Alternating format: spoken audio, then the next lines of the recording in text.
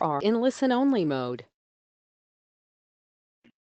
Hey everyone, welcome to the PTP product portfolio. My name is Sagar Deshpande. I'm the product manager for the unlicensed PTP portfolio. So today we will be covering over the high-level product portfolio for our sub 6 gigahertz product.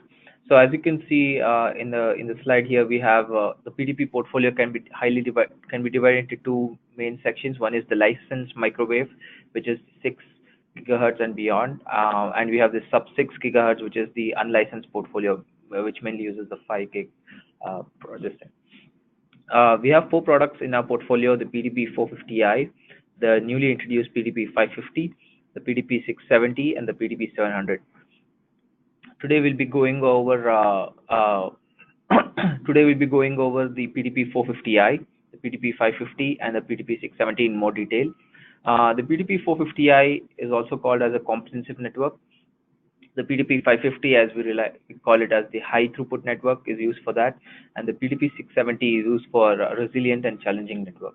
To give you like a high level perspective of what the product is and how it kind of fits in, this slide kind of shows you in detail of what our product portfolio is and lists some basic attributes for each of the products that you can use for further detail.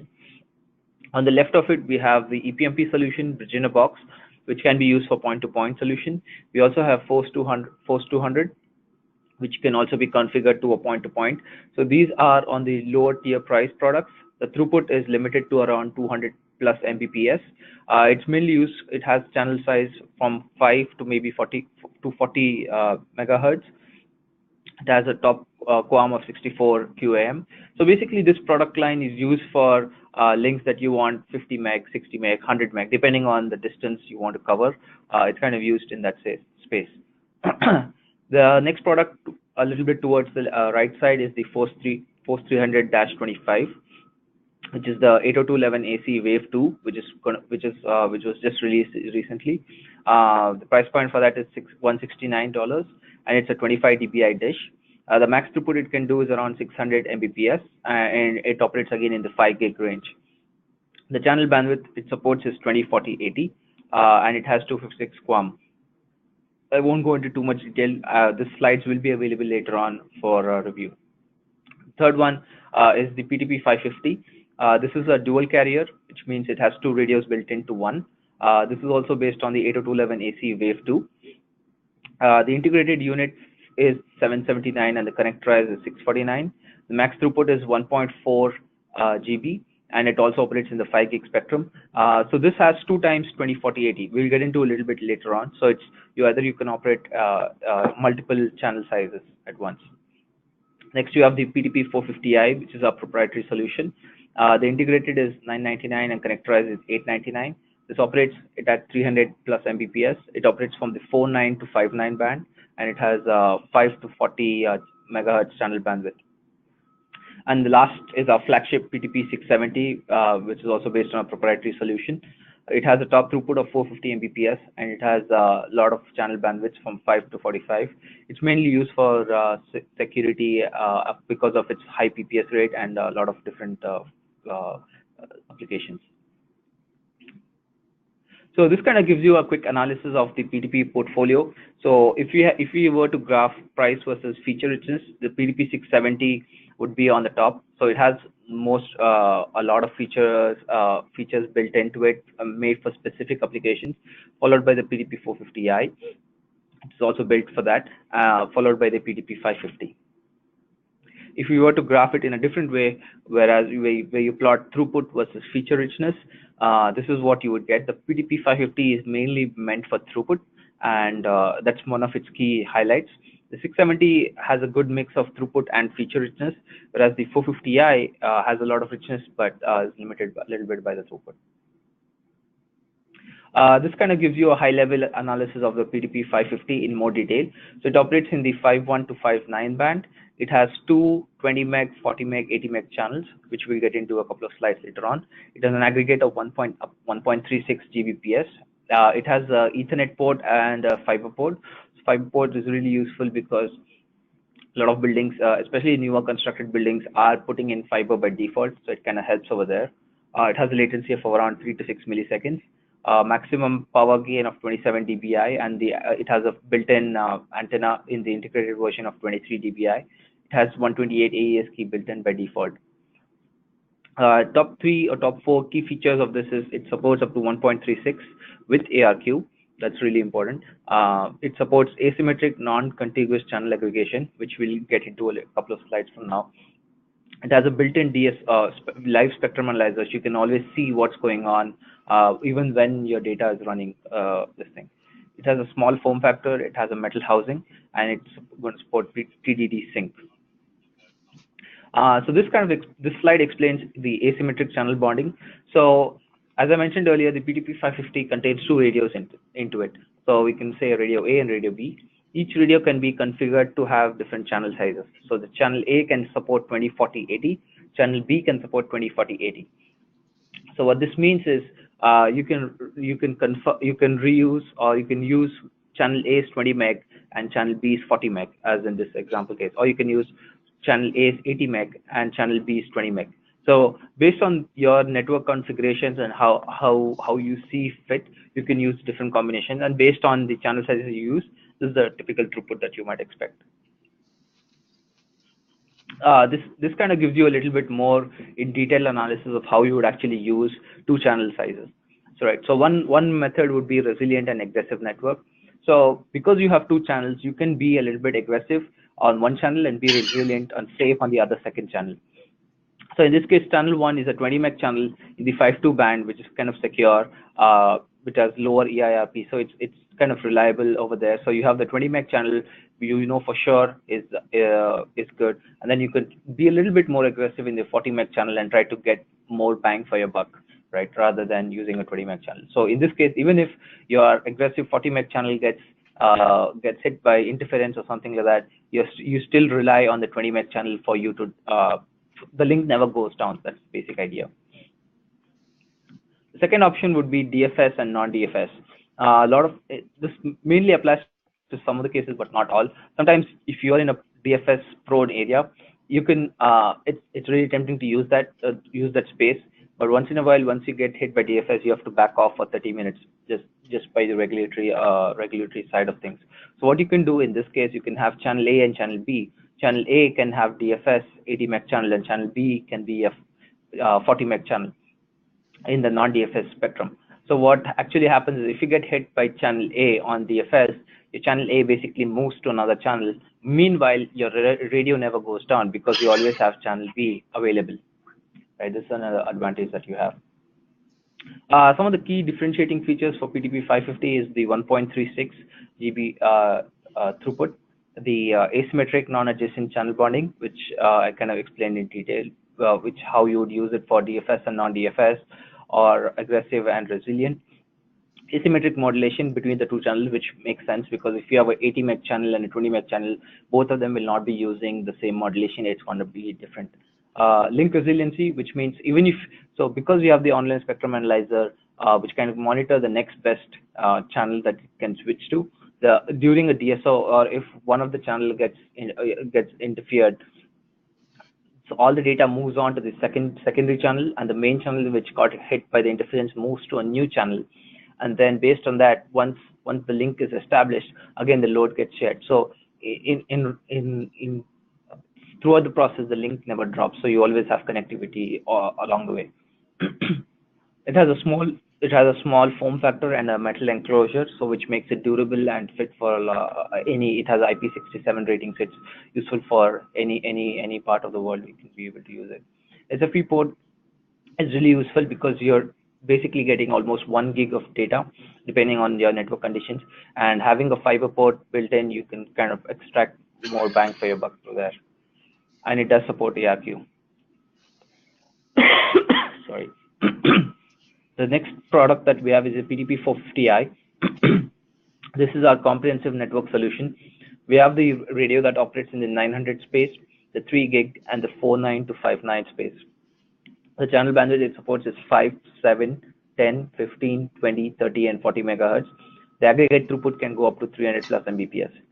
It has a single PoE port as well as 1 aux port. The aux port can be used can be used for different purposes such as cameras, Wi-Fi hotspot, or GPS sync. It has adaptive modulation. It has a top output of 27 dBm and an antenna gain of 23 dBi. It also has it also has dynamic filtering as part of optimizing the performance in highly noise environment. The PTP 450i we also have it in the version of 8x and Haslock. So 8x and Haslocks are really useful for dangerous conditions where you want to deploy, such as radioactive or mining or underwater or some of those conditions. If you want to use, you have to use 8x Haslock certification, and the PTP 450i we have a version that is, or a SKU that is certified for this. Some of the key differentiating factors for the PTP 450i is the 300 plus Mbps headline throughput. It has a narrow channel selection of the 5, 10, and 15 megahertz. It has dynamic filtering for optimal performance. This is really useful if you want to deploy like a quick 10 megahertz link in a really noisy environment. The 450i is your best friend to help you get a really high level to get you really high throughput in narrow space. It also has the aux port, which can be used for wireless hotspot, camera, and GPS. And this is called a single platform solution because the PMP 450i, the PTP 450i, the public safety solutions, and the 8x Haslock all can be deployed using the 450i platform essentially, and it supports ARQ. The 670 is our flagship product, field proven reliability product. So it operates from the 4.9 to 6.05 band. It supports the 5, 10, 15, 20, 30, 40, 45 megahertz channel. It has an aggregate of 450 Mbps with 900,000 packets per second. It has three interfaces. One is the fiber port, one is the Ethernet PoE, and the other one is the another one is the aux port for output. It has a latency of 1 to 3 milliseconds. It has a power of 27 dBm and an antenna gain of 23 dBi. It has built-in security features. It supports up to 256 QAM. It has an all-metal enclosure. This also supports DSO, which I explained earlier, which means if your network is getting hit by interference, you can automatically move on a hitless rate to another channel. The PTP 670 can be operated in point-to-point or point-to-multi or HCMP mode. That's what we call the high capacity multi-point, which I kind of get into in a couple of slides. It supports in non and near line of sight, and it also supports SYNC and 1588 timer.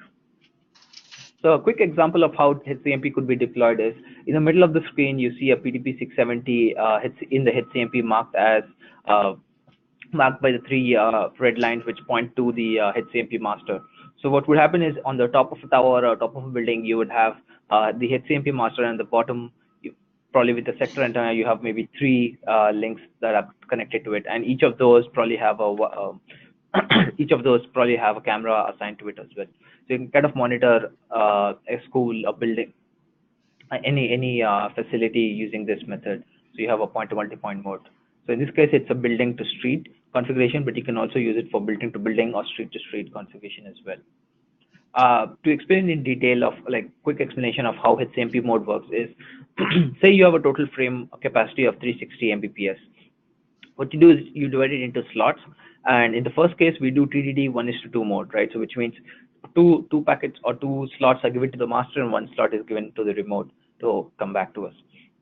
So in this case, you have two master slots which go to remote 1, and then two master slots which go to remote 2, and then one slot for remote 1 to go talk to the master, and one slot for remote 2 to go back to the master. So what this makes what this indicates is you have dedicated time slots available for data to be sent through. So this makes a lot of sense if you're deploying video surveillance or some sort of surveillance because you're always going to send X amount of data through your backhaul, right? So it makes sense for you to have a dedicated line rather than use a CSMA approach where it's contention based. So in this case, you dedicatedly have a slot available for that. Similarly, if you want to use it in TDD 1:1 mode, these can be broken up into different slots. So now you have two slots for the master to remote 1, two slots for master to remote 2, one slot for remote 1 to the master, two slots for remote 1 to the master, and two slots to the remote 1 to the master as well. Some of the key differentiating features of the 670 is 450 plus Mbps headline throughput. It has the best spectral efficiency, maximum bang for your buck. So if you have a narrow channel size, or like, you can always try to squeeze out the maximum bandwidth that you can get from that. It supports narrow channel bandwidth, so 5, 10, 15. It has a packet size of 900, 800 plus thousand packets per second. Really ideal for backhaul solution because you get a lot of packets coming through there. It supports HCMP mode if required. Some of its top line security features are it supports OTAR, that's the over-the-air rekeying, so you don't need to manually change the key. Automatically, you can set a configuration of changing the key every 30 minutes to 1 hour to any amount of configuration. You can change it, and then the security key changes over the air. It supports AES 128 and 256 encryption. All the security parameters are encrypted. All unused ports are always locked down. It has multiple levels of access, which makes sense.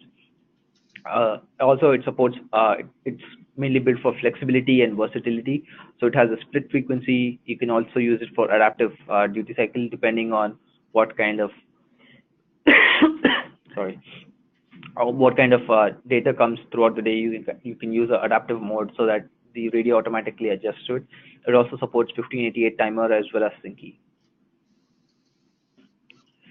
This kind of gives you like a high level product differentiation between the three products.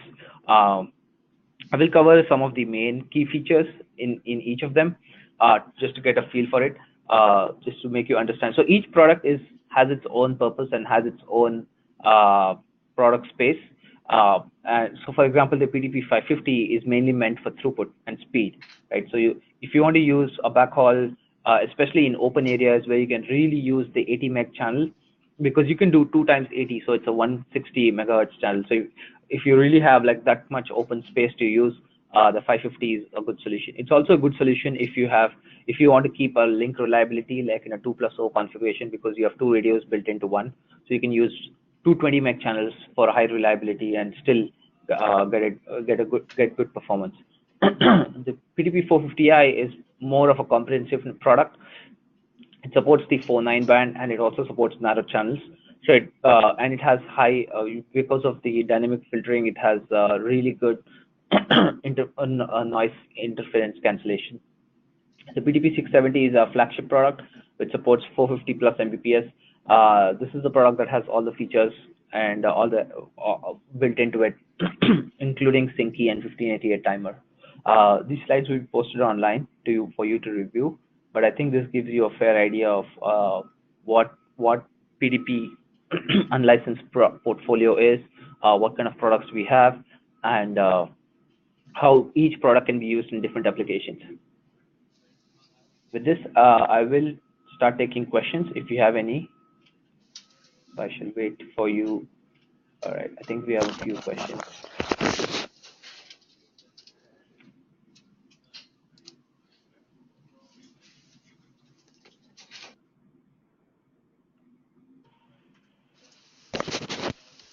Right, I have one question.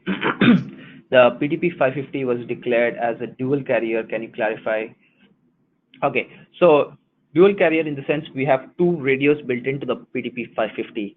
So in that sense, it's a dual carrier, but not in terms of LTE. It's mainly meant for, like, you can use 2 20 meg channels, 120, 140, depending on your network conditions.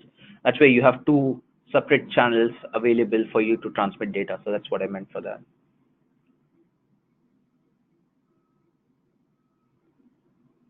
Please type in more questions if you have any.